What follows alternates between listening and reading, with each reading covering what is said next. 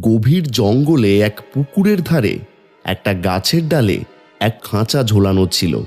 সেই খাঁচায় একটা টিয়া পাখি বন্দি ছিল। খাঁচার পাশেই এক সাধু খুব রহস্যজনকভাবে দাঁড়িয়ে দাঁড়িয়ে টিয়া পাখিটির দিকে তাকিয়েছিলেন। মনে রেখো সাধু, এই পৃথিবীতে লোভী মানুষের কোনো অভাব নেই। আমি খুব শিগগিরই আমার আসল রূপে ফিরে আসব।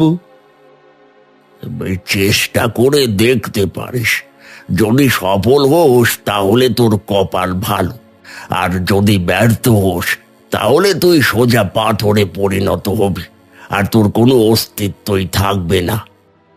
তাহলে ঠিক আছে, আমি অপেক্ষা করব।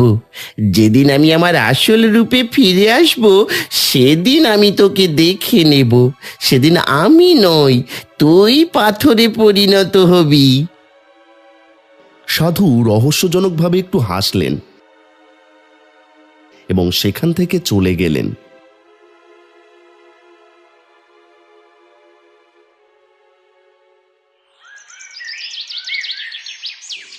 এই ঘটনার কিছুদিন পর রামদাস নামের এক ময়রা তার কড়াইতে গরম গরম জিলিপি ভাজছিল।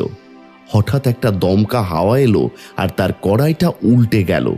ফুটন্ত রস রামদাসের পায়ের ওপর ছিটকে পড়ল। ওরে বাবা রে, আমার পাটা পুরো ঝলসে গেল রে। কোন অলক্ষণে লোক এই রাস্তা দিয়ে গেল রে, বাপ রে বাপ। ঠিক তখনই পাশে দাঁড়িয়ে থাকা মোড়ল মশাই মুচকি হাসলেন।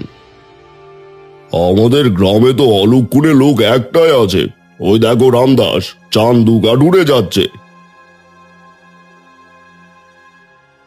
এই কথা শুনে রামদাসের নজর চান্দুর ওপর পড়ল আর সে রাগে ফুঁসতে লাগলো। তুই এই পৃথিবীতে জন্মালি কেন রে চান্দু? তোর জন্য পুরো গ্রাম একেবারে অতিষ্ঠ হয়ে উঠেছে। কিন্তু আমি কি করলাম রামদাস? কি করলাম মানে? আরে আমি গরম গরম জিলিপি ভাজছিলাম, তুই এই রাস্তা দিয়ে যাওয়ার সাথে সাথেই এমন জোরে হাওয়া দিল যে আমার কড়াই উল্টে গেল, আর এই ফুটন্ত রস আমার পায়ের ওপর পড়লো। আমার পাটা তো পুরো ঝলসে গেল। আমার আজকের পুরো কাজটাই মাটি হয়ে গেল। এখন আমাকে আবার বদ্যি মশাইয়ের কাছে ছুটতে হবে। মোড়ল মশাই, ওকে গ্রাম থেকে তাড়িয়ে দিন। গ্রামের লোকেরা ওকে আর এক মুহূর্ত সহ্য করতে পারবে না। এই কথা বলে রামদাস খুঁড়িয়ে খুঁড়িয়ে বদ্যির কুঁড়ে ঘরের দিকে চলে গেল। সব শুনে চান্দু খুব